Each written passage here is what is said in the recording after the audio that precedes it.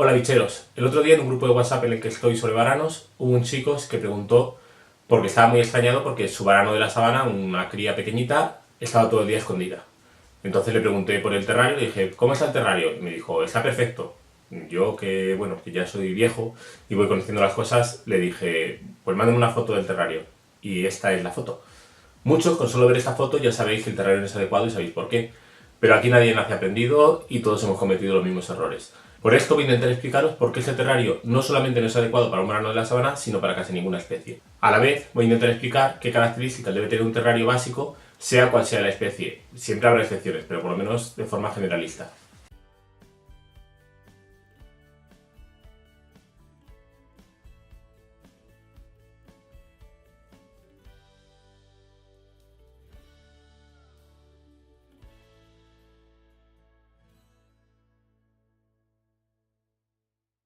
Para explicaros qué elementos debe tener un terrario, lo que voy a hacer es aprovechar que he tenido que limpiar un terrario y le he hecho fotos cuando lo he ido montando. Aunque no parezca el orden más natural, lo primero que tenemos que diseñar es el fondo del terrario. Si nos fijamos en la foto del terrario del varano, vamos a ver que es un terrario bastante alto, tiene una altura bastante considerable, pero en cambio todo ese espacio está desaprovechado. El varano no puede moverse más que por la superficie lisa del suelo. La pared del fondo es el cristal liso. Si tuviéramos un geco que tuviera almohadillas, pues todavía podría utilizarlo y podría trepar por él. Sería aburrido, pero podría trepar por él. Pero un varano no puede hacer nada por ahí, entonces estamos perdiendo totalmente la altura. Así que tenemos que diseñar este fondo. Hay multitud de opciones que podemos utilizar para diseñar un fondo. Al animal en realidad le da un poco igual si es más bonito o menos bonito. Él lo que necesita es que sea práctico. Por tanto, un simple tablón de madera de más o menos del tamaño del fondo, al que le pongamos unas baldas con unos listones de madera y calculemos para que el animal pueda subir de un sitio a otro, ya nos está aumentando mucho la superficie útil del terrario. Ya va a disfrutar el animal de ese espacio, con lo cual ya vamos a mejorar. Pero también podemos apilar unas piedras, simplemente poniendo unas piedras en el fondo del terrario, unas encima de otras, a las que les podemos poner una gotita de silicona para que no se caigan, ya vamos a aumentar también la superficie del terrario y va a quedar más estético. También dependerá mucho, por supuesto, de qué especie tengamos en el terrario. En lugar del tablón de madera podemos utilizar una simple plancha de corcho extrusionado, la que se utiliza para colocar las notas, los posits, que podéis encontrar o bien en tiendas de animales o incluso en tiendas de bricolaje o en papelerías. Si le colocamos unas baldas, aumentaremos también más la superficie todavía. Si nos queremos currar más el fondo, podemos hacer un fondo bastante más elaborado. Podemos hacerlo con corcho blanco, con el Polispan, recubriéndolo con cemento, podemos hacerlo también con espuma de poliuretano al cual le incrustamos trozos de corcho o piedras, pintándolo luego por encima o poniéndole piedrecitas más pequeñas o arena. Podemos utilizar resina epoxi. Hay multitud de opciones diferentes que podemos utilizar para hacer el diseño de nuestro fondo. Pero lo que es importante es que tengamos un fondo detrás donde el animal pueda trepar. Las cosas en las que nos tenemos que fijar en el fondo es, en primer lugar, qué tipo de animal vamos a tener en el terrario. Si es un animal muy arborícola, si es un animal más terrestre, si es un animal que trepa muy bien o trepa muy mal. Y también muy importante el tamaño del animal y de sus garras. Un felsuma, por ejemplo, va a trepar por casi cualquier tipo de fondo y no va a destrozarlo. Un varano, como le pongamos un fondo de espuma de poliuretano, va a hacer unos agujeros estupendos en pocos días. Otra opción, si tenemos un nivel económico un poquito mejor, es directamente hablar con una de las empresas que hacen unos fondos impresionantes, decirle mi terrario mide tanto por tanto, ¿qué fondos tienes? Y o bien que te los comprarlo hecho ya de los que tienen diseñados, o incluso mandarlo a hacer a tu gusto y a tu medida. Y otra opción bastante sencilla que tenemos para diseñar nuestro fondo del terrario es simplemente utilizar una plancha de corcho. La que voy a utilizar ahora es una plancha de Terrario Natural. Sabéis que yo vendo corcho en las ferias y demás con la marca esta, Terrario Natural. Esta en concreto es una plancha de bornizo que ha sido cocida, se ha prensado para que se quede plana y luego por detrás la hemos lijado de forma que queda perfecta pegada a la pared de cristal. Una opción muy sencilla es dar unos toques de silicona y pegarla directamente hasta el fondo. De esa forma ya se queda integrado totalmente el fondo. En este caso, en este terrario es para ovedura y prefiero dejárselo sin pegar. Los oveduras son capaces de trepar por el cristal y les gusta esconderse en grietas de las cortezas. Entonces, en lugar de pegarlo a la pared, lo que he decidido es dejarlo despegado, de forma que utilizan la parte de atrás para esconderse. De esta forma tan sencilla, no solamente permito que trepen más cómodamente por la superficie, sino que además duplico la superficie, porque tienen la parte de delante, que es la que vemos nosotros en el terrario, y la parte de atrás, que es donde ellos se esconden. Si os fijáis, aunque la plancha está cortada a medida para el terrario, claro, los árboles tienen la medida que tienen y cuando tienen las grietas que tienen, entonces se queda un poquito corta. Lo que he hecho ha sido simplemente elevarla con unos palitos, pero no se va a notar que no llega hasta el fondo porque el sustrato lo va a ocultar. Dependiendo de la especie, el sustrato es más o menos importante. Por ejemplo, un camaleón es de las pocas especies que yo a lo mejor me plantearé tener incluso sin sustrato, porque es un animal que lo normal es que si está sano no baje al suelo para nada. Aún así, una hembra de camaleón, incluso una hembra que no esté con un macho, puede tener necesidad de poner huevos, entonces deberá tener un sitio donde realizar una puesta y ese será el sustrato. Aunque no se lo pongamos en todo el terrario, habrá una zona donde necesitará un sustrato con unas características adecuadas para realizar la puesta. Hay muchos tipos de sustrato, tanto que podemos comprar en tiendas especializadas como que podemos encontrar en el campo.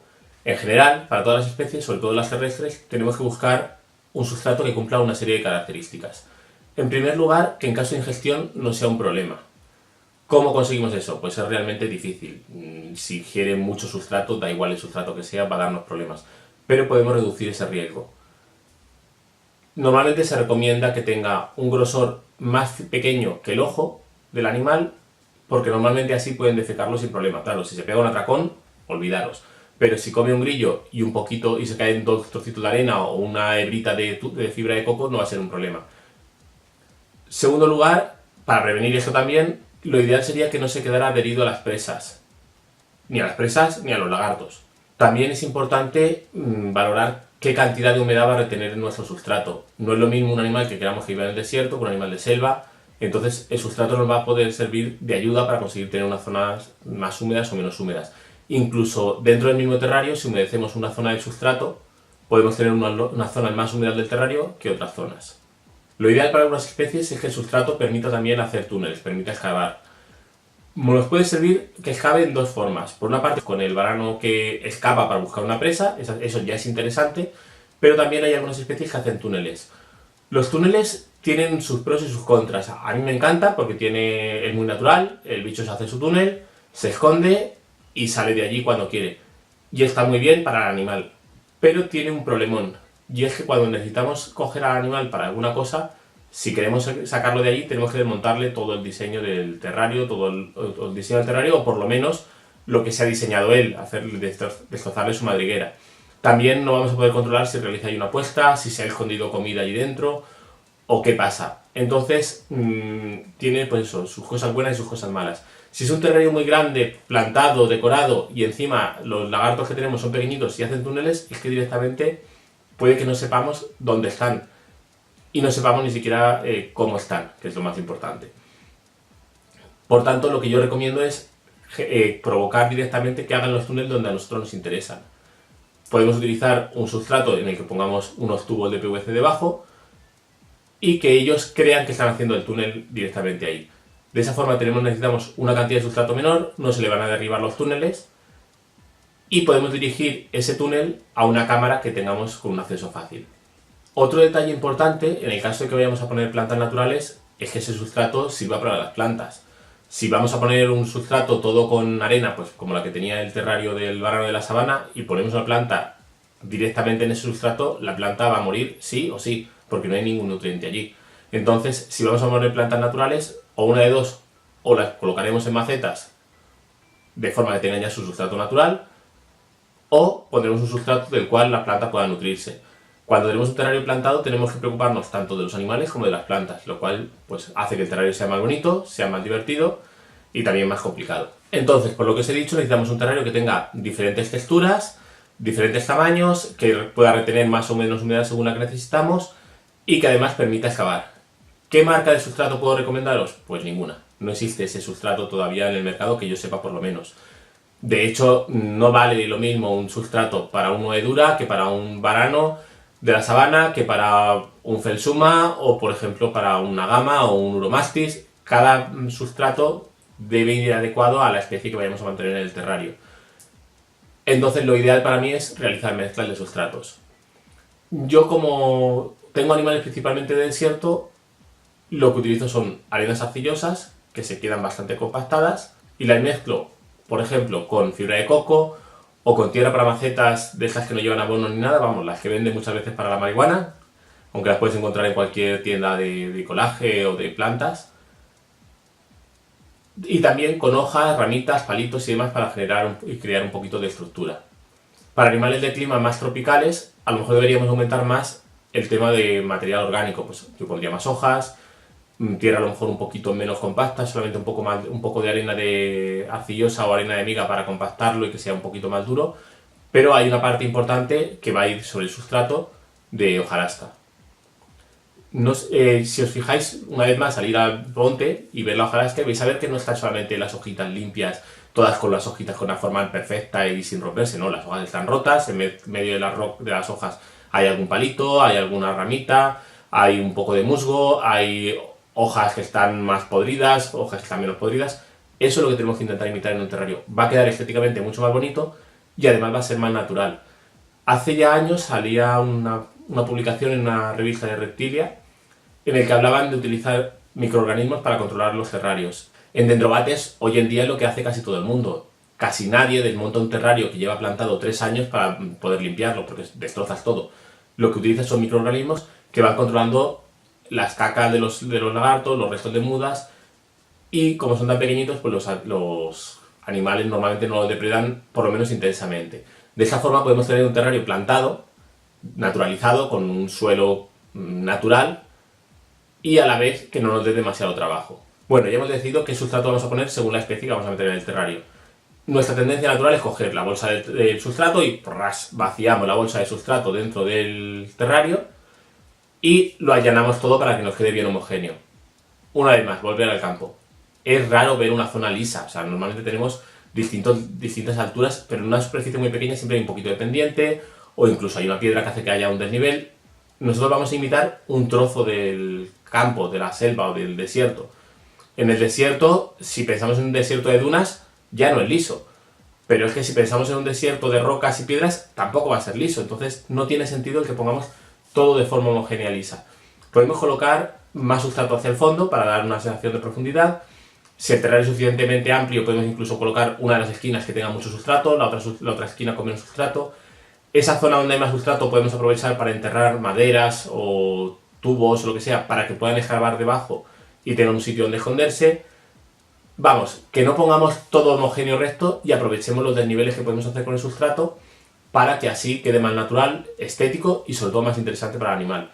Para colmo, si tú colocas un terrario con una superficie lisa recta o lo colocas con la superficie inclinada, vas a cambiar la superficie útil.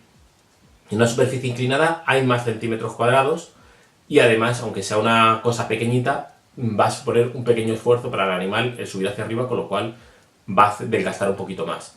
Es bueno que tengan cosas que hacer los pobres animales dentro de los terrarios. Volvemos a mi ejemplo del terrario de los oeduras que estamos volviendo a montar. El terrario es bastante pequeño, entonces, sumado a que son animales que viven en las paredes, me da un poquito igual los desniveles, no me dan tanta información, no me da juego. O sea, si yo tengo un terrario tan chiquitito, aunque le ponga un desnivel, no va a notarse apenas. Si tengo un terrario de 2 metros, pues claro, puedo poner un sitio con 30 o 40 centímetros de sustrato y otro con 10 y va a haber un desnivel que se va a notar. Me va a dar más estructura.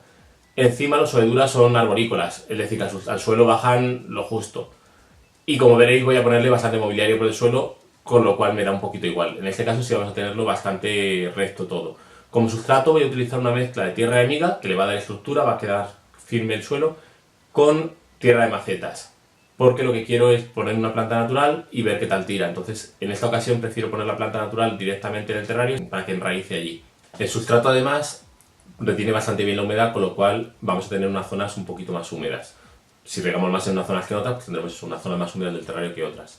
Como veis, simplemente con el fondo y el sustrato ya ha cambiado mucho el terrario. Ya hemos además aumentado muchísimo la superficie útil. Simplemente con el fondo hemos multiplicado por 3 o por 4 la superficie, porque no solamente tenemos el suelo, sino que tenemos tanto la parte frontal del corcho como la trasera por ser oeduras.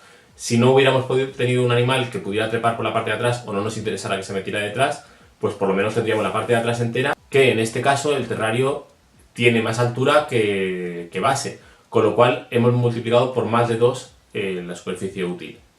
Pero no solamente hemos aumentado la superficie útil, sino también hemos aumentado la sensación de seguridad del animal. Si el animal sabe que puede escapar escondiéndose detrás del corcho o puede escapar por las paredes del terrario, va a estar más seguro. Además, según la zona del terrario que ocupe y según el momento del día en el que esté, va a tener distintos gradientes de temperatura y distintos gradientes de humedad, con lo cual estamos aumentando mucho su capacidad de elección dentro del terrario. Si miramos la foto del terrario del varano de la sabana otra vez, veremos que como mobiliario tiene una cueva donde esconderse, un trozo de corcho que está tapando parcialmente la cueva y que le sirve para zona de asoleamiento, otro trozo de corcho que está ahí colocado muy bien enterrado de forma que ni siquiera puede esconderse debajo de él, y un bebedero amplio.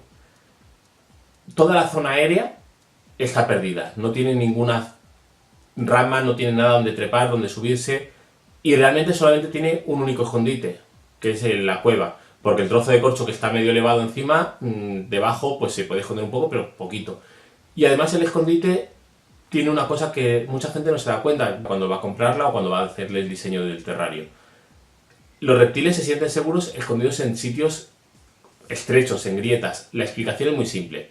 Si tiene una cueva como esta, con una puerta muy amplia y un techo muy amplio, él entra adentro sin problemas. Pero entra él y una serpiente que se lo puede comer a la vez. Los reptiles prefieren sitios donde estén estrechos, donde estén apretados. Fijaros por dónde salen las lagartijas en las grietas.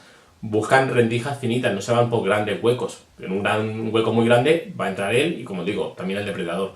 Con lo cual ellas prefieren un sitio estrecho. En un varano ocurre lo mismo. Los varanos de la sabana, cuando son pequeños, viven directamente en madrigueras de grillos. Grillos bastante gorditos, pero madrigueras de grillos. Donde notan, con su cuerpo notan la parte de arriba del túnel. Están apretados. En esta madriguera no está así. Entonces tiene sensación de inseguridad. Podríamos aprovechar esta madriguera de una forma muy sencilla, que es metiendo mucho sustrato dentro y que él solo se hiciera un hueco. Simplemente con eso ya estaríamos creando un enriquecimiento ambiental y él se sentiría mucho más seguro dentro de su escondite. Que cuando crezca, pues él iría haciendo ese escondite más amplio. Luego, la zona de asoleamiento, el trozo de corcho este, está bien, pero no tiene dónde escoger. O sea, es aquí te gusta, genial, no te gusta, pues te aguantas. No hay una opción de escoger diferentes sitios para ponerse a diferentes gradientes térmicos, sí, al otro lado del terrario. Pero no puede decir, mira, es que me apetecería coger calorcito a unos 28 grados hoy y mañana que necesito más temperatura, pues me quiero coger calorcito a 40. Necesita poder estar más próximo o más alejado de la bombilla para poder calentarse. Y de forma ideal, pues tener incluso más de una bombilla donde coger calor. El trozo de corcho que está aquí colocado, pues bueno, pues está ahí colocado, no voy a decir que sea malo, pero tampoco le aporta grandes cosas, o sea, no tiene dónde hacer, ¿qué hace? Me pongo de pie encima de ella, pero ya está, no tiene ningún estímulo por subirse ahí encima. Lo único que le veo práctico es que es una forma de evitar o reducir por lo menos el que meta sustrato dentro del bebedero.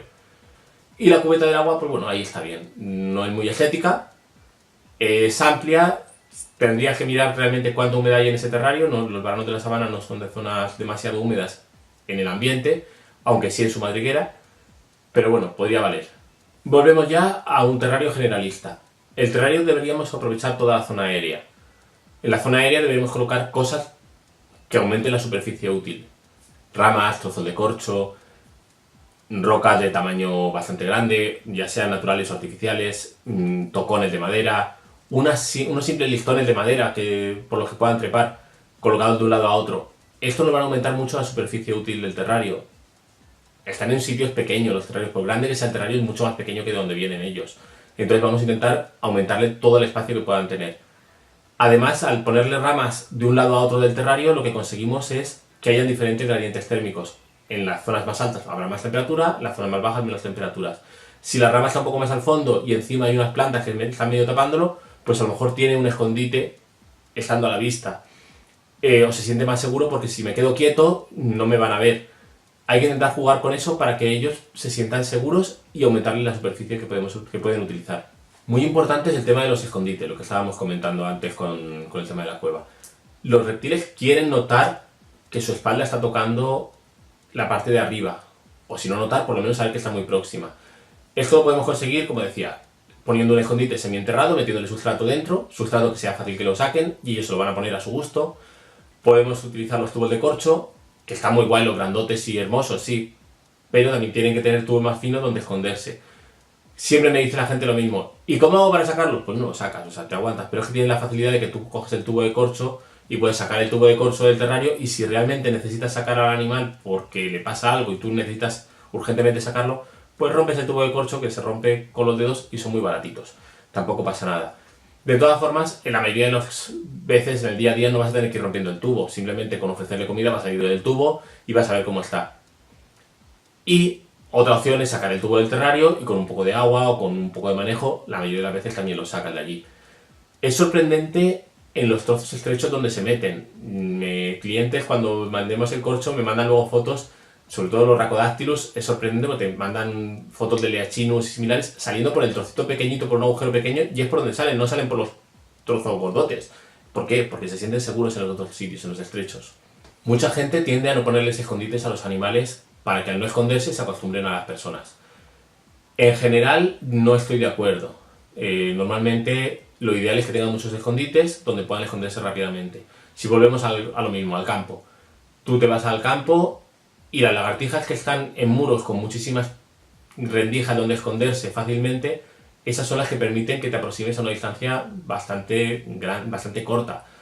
Porque ellas saben que como te arrimes un poquito más, se van a dar la vuelta y van a desaparecer. En cambio, si tienen que recorrer 2,5 metros para llegar a su escondite, pues cuando estés a 5 metros ya se van a ir van acercándose al escondite porque saben que puedes pillarla. Pues aquí ocurre lo mismo dentro del terrario. Si tiene muchos escondites, el animal se va a sentir seguro porque sabe que puede desaparecer en un momento. Si además tienen estructuras que le medio tapen y demás, pues también se van a sentir seguros. Unas simples plantas artificiales que estén puestas en una rama, que estén frontalmente a donde está el lagarto, o sea, por ejemplo, aquí tenemos una rama con unas plantas que van colgando y el lagarto está aquí, él se va a sentir seguro porque como no te ve, porque hay una barrera visual, él cree que tampoco le ves tú. Y se va a sentir seguro ahí y no se va a mover, no va a salir corriendo, no va a salir huyendo. Digo que generalmente porque también es verdad que si son terrarios que están en habitaciones, en los reptiles room, en habitaciones para los bichos, que me gusta más decirlo a mí, y son animales tímidos, pues directamente están fuera de sus escondites todo el santo día, están la mar de a gusto, pero en cuanto aparecen dentro de la habitación, desaparecen.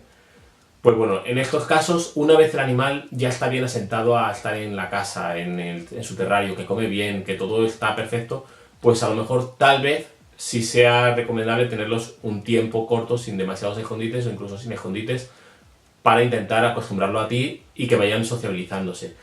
Pero también habrá que dejarle su tiempo, o sea, lo ideal en ese caso sería que el terrario estuviera en una zona de la habitación sin demasiado trasiego, desde donde ellos sí que te vean cuando entras en la habitación, pero que no te aproximes demasiado a ellos, para que haya una distancia de seguridad.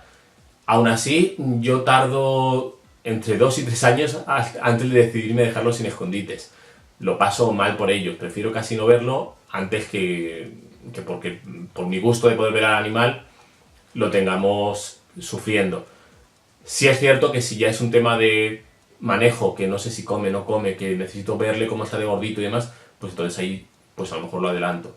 Tuve un terrario de lo que se denomina síndrome de terrario vacío con Cordylus, que es que monté el terrario, les puse la decoración y al año no sabía si estaban o no estaban, es que no había vuelto a verlos. Así que opté por desmontar todo el terrario para encontrarlos, que sí que estaban perfectamente, pero no conseguí verlos. Los pasé a otro terrario más pequeño, en una zona alta al final de la habitación, pero sin escondites. En cuestión de 2-3 semanas estaban comiéndome las pinzas. Pero me tiré eso mucho tiempo antes de decidirme a hacerles esto. Otro tema importante es el tema del bebedero. Los bebederos deben estar acondicionados al animal en cuestión. Hay gente, cada vez menos por suerte, que piensa que los bichos de desierto no beben. Y entonces, como el de desierto, no le ponen agua. Esto es un error. Los 10 bichos de desierto beben. ¿Que gran parte del agua la sacan de la comida? Por supuesto. Pero es que también es verdad que viven normalmente en galerías, en túneles, debajo de las piedras o debajo de la arena, donde la humedad es alta. Ahí pueden beber gotas de microrrocío. O por la mañana muy temprano beben gotas de microrrocío.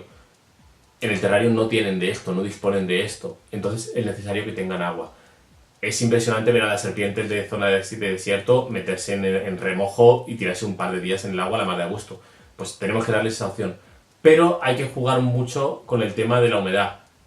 Si tenemos un recipiente con agua muy amplio, va a evaporar mucha agua, con lo cual vamos a poder tener excesiva humedad. Hay que estar controlándolo simplemente.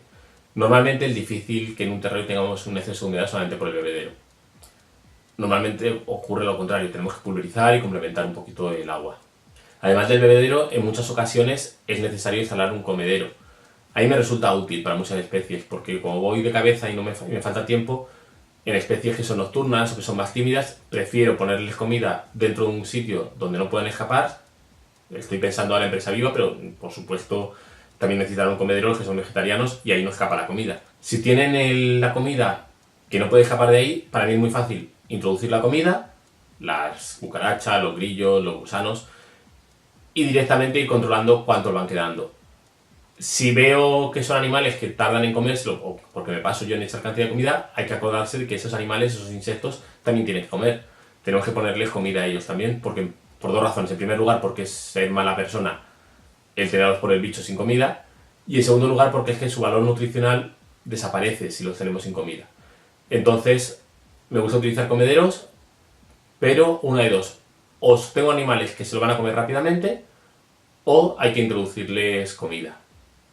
Un detalle importante a la hora de escoger los bebederos y los comederos es que tenemos que asegurarnos de que el animal que vive en el terrario, el reptil, el lagarto, estamos hablando ahora, pero también podría ser una serpiente o una tortuga, no pueda caer dentro de ese recipiente y no poder salir. O sea, tenemos que asegurarnos de que puede salir sin problemas de allí. Y otra cosa también interesante es colocar el bebedero en un sitio donde no pueda meter mucha cantidad de sustrato dentro del agua, porque se va a ensuciar. Siempre va a meter algo, pero por lo menos intentar que si se pone a escarbar que no se entierre. Incluso en el terrario que veíamos antes, en el de varano de la sabana, el poner el corcho este ahí al lado impide que la arena entre en el bebedero, con lo cual se nos ensuciaría mucho el agua. Yo en mis terrarios utilizo mucho los terrarios que vendemos en terrario natural, que son diferentes modelos que tenemos con corcho, o bien planchas de corcho con un agujero en el que está el bebedero metido, una tarrina de plástico, o un tubo de corcho en el cual metemos la tarrina. Los dos son útiles dependiendo para qué especies más o menos. Algunos bichos son capaces de meterse debajo de los corchos y volcarme los bebederos, volcarme las tarrinas. Volvemos al terrario de oso de Dura para ya poner la decoración. Si os fijáis, le he puesto simplemente unas ramas de lavanda en el centro, al contrario que en lagartos más grandes, que normalmente lo que utilizo son grandes ramas que van de un extremo a otro. Estos gecos utilizan ramas muy finitas para trepar, entonces pues he preferido utilizar esto. Pero veis que aumentamos la superficie útil muchísimo. Encima ellos saltan de una rama a otra, con lo cual prácticamente todo el terrario es útil, porque al ser capaces de trepar por los cristales van por las ramas, de repente saltan y pegan en el cristal, o al revés, van por el cristal y saltan y van a la rama, o de una rama a otra. Estamos aumentando muchísimo la superficie útil con unas simples ramitas que hemos puesto en el centro. Un comedero y un bebedero de los de terreno natural, de corcho. En uno de ellos veis que en vez de tener la tarrinita de plástico que solemos poner, tiene una de cerámica. Compré unas plantas, venían en la tarrina y la verdad es que me pareció que iba perfecta para esa y lo coloqué. Pero vamos, que en este te da la casualidad que tengo de cerámica, pero la mayoría tengo de plástico. Y he puesto también un recipiente para la puesta, que lo que he hecho ha sido directamente enterrarlo en el sustrato para que quede más estético. Esto es pura estética. Este terrario está no está en la habitación de los bichos, está dentro de la habitación de mi hijo. Y entonces pues que quiero que quede un poquito más bonito. El recipiente sigue haciendo la misma función, porque mantiene más la humedad, porque es plástico, lo retengo ahí la humedad y espero que ponga los huevos allí de todas formas. Y también he puesto una planta, una cinta. Es un poco experimental. En teoría esta planta aguanta mucho, no he probado tenerla nunca en terrarios con bichos, sé de gente que se las tiene y es una prueba a ver qué tal tira, a ver qué tal va. Las plantas se pueden meter tanto en maceta como directamente enterradas en el sustrato. Todo tiene sus pros y sus contras. Personalmente me gusta más que los terrarios se naturalicen, que se vayan haciendo naturales y que tengan un sustrato donde las plantas puedan crecer y vaya creciendo todo ahí. Pero tiene el inconveniente de que como se muere alguna planta, pues ya para poder recolocarla, cambiarla es más complicado, o para poder cambiarlas también es más difícil. Lo ideal para mucha gente es utilizar macetas, incluso enterrar una maceta dentro de la cual entra la otra, de forma que tú pones la planta, cuando la planta está un poquillo fea, la sacas, metes otra planta, e incluso puedes tener 4 o 5 plantas del mismo tipo e ir cambiándolas a lo mejor semanalmente para que no sufran demasiado la vida dentro del terrario en caso de que sean plantas que no soporten muy bien las condiciones del terrario. Pues bueno, con esto creo que ya hemos concluido la decoración del terrario y el mobiliario. Espero que os haya servido no tanto para saber cómo hacer las cosas, a mí me da un poco igual que pongáis una rama de un tipo, una rama de otro, sino que entendáis el por qué hay que hacer poner las cosas. El que seáis capaces de con esto entender la diferencia del terrario que hemos visto primero y el terrario que he montado yo. No es un terrario ideal, no es un terrario súper complejo, pero ya de uno al otro vais a ver unas diferencias muy amplias para el animal. Quiero que veáis, entendáis las cosas para que, dependiendo qué especie vayamos a meter en el terrario, seáis capaces de intentar diseñar un terrario adecuado para él. Nos podemos olvidar de los terrarios que había antes, yo los he tenido así, que era una caja, un trozo de papel, un escondite, un bebedero, un comedero. O como que todavía es el terrario de muchas serpientes y de muchos gecos, sobre todo de fases. Para mí eso me parece triste. Triste desde el punto de vista al que le gusta la terrariofilia, como triste para el animal. Necesita tener un poquito más de estímulos. Que sí, que el terrario, una vez lleva 5 días o 6 días en su terrario, es igual todo, sí. Ya no tiene tantos estímulos, pero da igual. O sea, él puede trepar, puede moverse, puede hacer más cosas que no superficie lisa de un papel, donde encima las manos se le resbalan. No, hay que intentar tener un terrario un poquito montado. Que no digo que el otro no funcione, de hecho, los criadores que crían muchos bichos, al final es como los tienen. Y hay determinados animales que, ya sea porque están haciendo una cuarentena, ya sea porque son, no sé, tener un pitón grande o una boa constrictor, o incluso un varano grande dentro de un terrario con un sustrato todo decorado y demás, pues es una guarrada, es muy difícil de mantener limpio. Pues bueno, pues si el sustrato no podemos poner el ideal, pues por lo menos que tengan ramas, que tengan otras cosas para trepar. Siempre hay que intentar poner en la báscula todas las condiciones del terrario y que sea lo mejor que podamos darle al animal. En el tema del terrario nos quedan 2 puntos muy importantes. Muy importantes. Muy importantes. Por eso no los he incluido en el vídeo, no me he olvidado de ellos, pero lo he hecho a propósito. Que son el tema de la iluminación y la calefacción. La calefacción, en resumen, yo diría que siempre desde arriba, que no puede ser una calefacción del suelo. Pero bueno, ya da para hablar largo y tendido sobre el tema. Y la iluminación, bueno, cuando yo empecé en el mundo de los terrarios, la iluminación era una bombilla incandescente normal y una bombilla de 300 vatios de Osram, de luz ultravioleta, que íbamos cambiando de terrario en terrario porque no había quien estuviera cerca de ella. Eran las bombillas que se utilizaban para ponerse morenos. Por suerte, ahora todo ha cambiado. Tenemos una gama súper amplia de iluminaciones diferentes, de buena calidad. Y esto no entra en un vídeo solo, o sea, esto tendremos que hacer el 1, el 2, el 3, el 4, el 5, el 6, el 7 y el 8, o sea, poco a poco ir intentando hablaros de distintos tipos de bombillas, distintos tipos de iluminación, pros y contras de cada uno y ejemplos de para qué especie nos puede servir un tipo de iluminación y para qué otro tipo de especies otro tipo de iluminación. No existe la bombilla ideal para todo, pues bueno, tenemos que trabajar con ello y poco a poco pues iremos avanzando. Un seguidor, en uno de los comentarios, me dijo que le había gustado mucho que le recomendara unos libros sobre varanos, porque era el vídeo sobre varanos acanthurus. En esta ocasión también le voy a recomendar un libro porque la verdad es que me hizo mucha ilusión eso. Creo que YouTube no puede ser comparable con un libro, o sea, por mucho que mis vídeos sean largos y cansinos y pesados, un libro no te lo lees en 10 minutos, 15, 20 ni en una hora. Un libro da mucha más información que además puedes ir a consultar y comprobar cómo está hecho. En un libro es más difícil que haya una errata que no en un vídeo. En un vídeo yo ahora me puedo confundir y deciros una cosa y que sea justo lo contrario. Entonces quiero recomendaros un libro que es el libro de montaje de terrarios que editó Reptilia. Este libro creo que originalmente creo recordar que era alemán, pero está en castellano. El tener un libro así en castellano es un lujo. Encima ahora tiene un precio bastante económico. Para el tema de diseño de fondos y demás, es un gustazo. O sea, de verdad, yo lo recomiendo encarecidamente. Si no lo tenéis, tenéis que tenerlo. Pues bueno, nos vemos en próximos vídeos. No olvidéis apuntaros a mi canal, darle a la campanita para que os avise cuando llegue un vídeo nuevo. Y aunque estas semanas han sido un poco complicadas y he fallado, intentaré que esto no ocurra porque, bueno, creo que voy a tener un poquito más de tiempo y podré ser más constante con los vídeos. Nos vemos próximamente.